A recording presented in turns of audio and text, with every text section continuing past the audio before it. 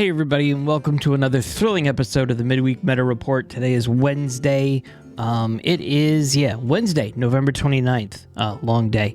Let's go over some of the things that have been happening the past week with the meta. If you're looking for budget decks, this is not the video for you. You definitely want to check out my budget decks videos that come out every Monday, but this one is just a look to see what some cool things are happening where you're not worried about, saving dust, or you have a lot of the collection or what have you. We just had some nerfs yesterday, some balance patch goodness happening yesterday, and some things have changed a little bit. Not drastically. You're not, throwing out your entire collection and saying, forget it, I can't play anymore. You definitely have room to play, but there's some tweaks that happen. I want to go over this first. So a week ago, when we were looking at Legend and High Legend, there was only 2 or 3 decks that were like really tier 1. It was Paladin, and then it was Enraged Warrior. And the reason Enraged Warrior was up there with the Paladin is because it was the best counter to Paladin. So if we're looking at the last 24 hours, which is 24 hours after that patch went live, it's changed now. All the Paladins have moved down a little bit, and they're no longer tier 1. Now, it's only been 24 hours, so everything's going to change. And we're not going to spend a lot of time on this specifically.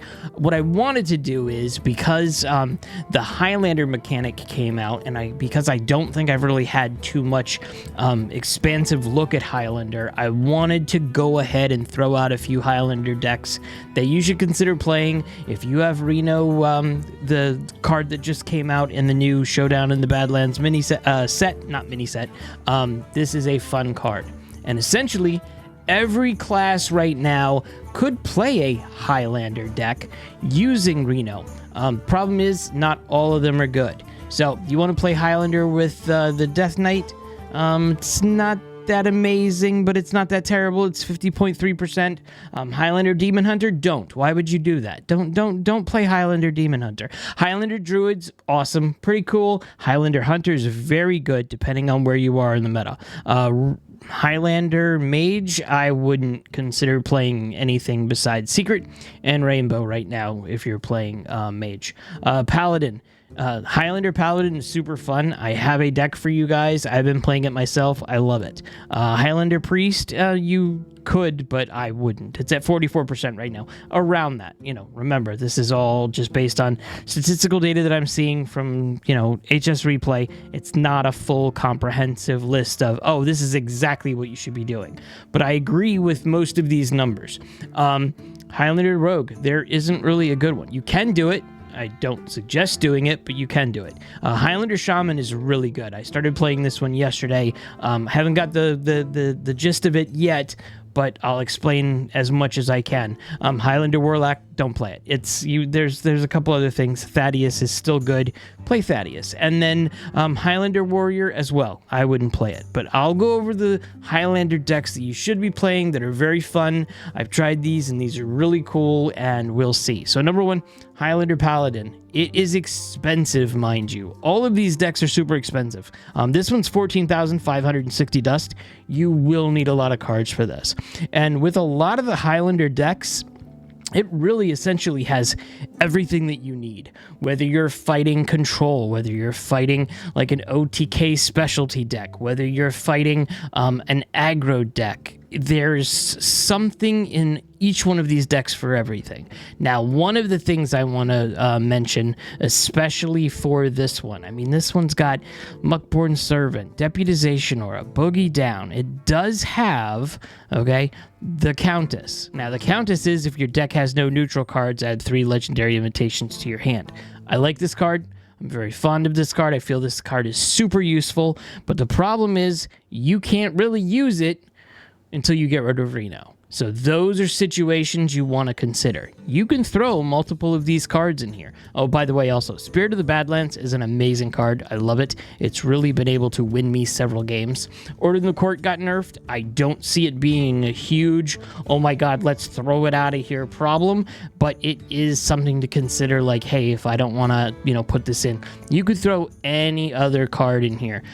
You could throw Tyrion in this deck, absolutely, and it's a perfect counter to a lot of items, and again, it's just a fun deck. It has use for everything, It has counters for as much as you want. Grime Street. I mean, Grime Street, why wouldn't you put that in there to give all minions in your hand +1/+1? And really, if you're playing with this Highlander deck and you're not worried about certain cards or what have you, you can mix and match if you're missing one or two of these cards. So I would definitely consider it. Like I said, though, it is expensive. And right now, based on the small data I have, it's around 58.6% win rate. And of course, all of these decks will be in the description below. Next up, let's talk about Highlander. This is another expensive one, 15,140, and it's at a 52.2% win rate right now, give or take. Remember, we're talking a give or take situation here.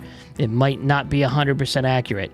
And this has a lot of the new Showdown in the Badlands card. It has Cactus Construct. I haven't really seen too much of this, but it's very good in the early turns. It's got Astalor. Hey, look, we've seen Astalor a lot of times. It's not going away. It's got a lot of the dragons that are in here. It's got Splish Splash Well, new dragon. It's got Ignis. So it's got everything you need depending on the situation that you're in. It has counters for a lot of things. Sheriff Bellbrim's in there. I have not played this too much, but it's a very fun card. But I don't see this being used with this type of deck because Druids are able to get a lot of armor. It's got Dragon Golem. It's got Sunspot Golem.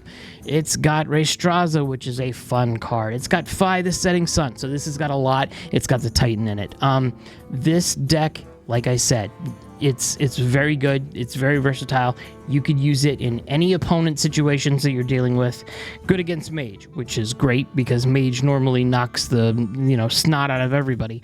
It's not that great against Death Knight, but you're not seeing a lot of Death Knights right now. It's not that great against Hunters, but I personally have not seen a lot of Hunters. But other classes that are being played right now, depending on what rank you're in, it's countered. So I would definitely consider this one. It's also fun. You're not set into a predictable pattern to where you're just playing like, okay, time to play this card like I've done every other turn 4 in the past 2 days. So it's fun. Next one, Highlander Blood Death Knight. These names are getting fast. It's a 52.7% win rate. This is at 17,820 dust, and it's Blood Death Knight. It's not the normal Blood Death Knight. It's got Sir Finley in it, so if you have any problems getting what you need, it's got Dirty Rat. There's a lot of just pieces in the deck to make it, work for the amount of cards, not worrying about any duplicates in here. It's got Vampiric Blood, give your hero +5 health. I believe there is, so there's the Primus is in here, Soul Stealer's in here, Patchwork, all of the great cards that are in a Blood Death Knight, and most of the other Blood Death Knights as well. And then Theotar, we haven't seen a lot of this. It also has ETC now, and Ignis, but ETC, to go over, it's got an extra Vampiric Blood, which is a great card. It has a Corpse Explosion. It's got Soul Stealer, so it has a couple of those. So you're not going to have a problem with a duplicate situation with Reno the Lone Ranger, but you have those extras. And this is another one too. You can tech out cards as you need here and there. You're not going to have a problem with it, and it's very versatile. Next up, Highlander Hunter. This is at 27,380 dust. 27,000 dust for this deck. It is at a 61.4% win rate. It's huge, and it is a versatile deck for Hunters. And let's look at seeing if we can grab any statistics here.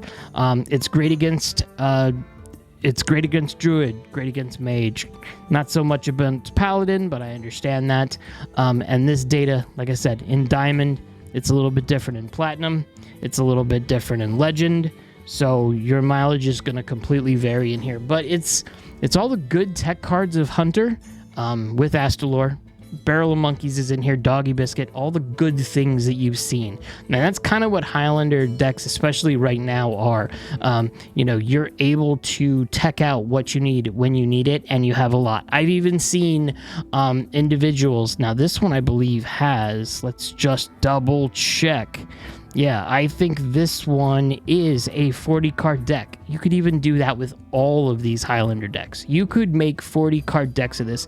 Just remember, Prince Renathal is going to screw up if you're trying to do like a Highlander pure type of thing on Paladin. It's not going to work because it's a neutral card. So yeah, this one is, I see it right now, the win rates being like right now between 56.1% and 63.7%. I think this one's going to be a bigger problem in the long run. I really think that this deck can beat a lot.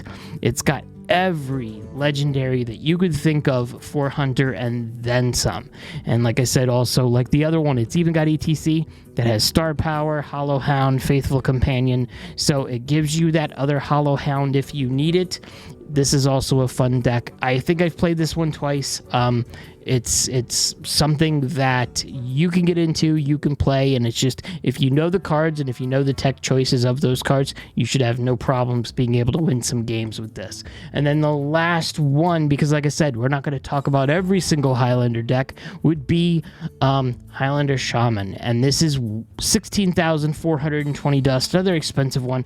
Not as crazy as Highlander Hunter, but it's still pretty good. And this is at a 60.5% win rate, and essentially this is the best cards of Shaman put together from the past couple of expansions, all standard. Look, it's got Astalor. We would never want to not put Astalor in a Highlander deck. In my opinion, you'd be silly not to. It's got Schooling. How many times have we seen that card being played recently?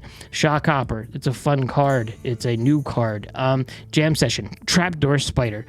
This is an amazing card. I think that we should be seeing this card played a lot more. It's kind of a shame that we haven't been seeing this one played a lot more. And then, yeah, it's got ETC with Glacial Shard, Photograph of Fizzle, which is a broken card in its own right, but being able to tech that out with having to worry about, messing up how many cards you have in your deck, it's perfect. Prison of Yogg-Saron, that's a fun card. It's a very random bringing card, and then Yogg-Saron is still in there as well. Very good deck. It's good against Death Knights, Demon Hunters. It's not that great against Death Knights, excuse me. Good against Druid, good against Mage. Paladin's very good against. And yes, it's at 60.5%. I feel like this one might get a little bit of a bump up.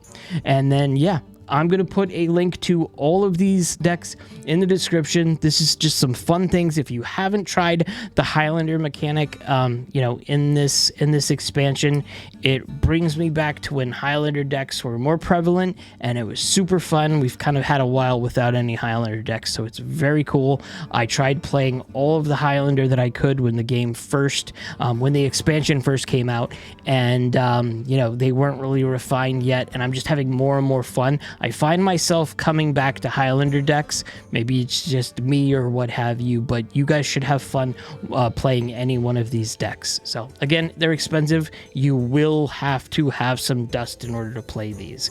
If you have Reno, you can also build your own with what you have. There's nothing wrong with that.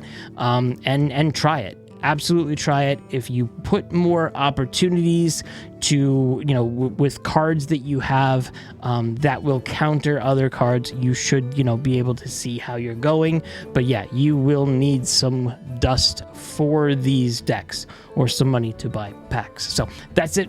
I'm going to go ahead and I'm going to go post this, and then I will see you on Friday's video unless breaking news happens, and I will make a video quicker than that. Have a great week.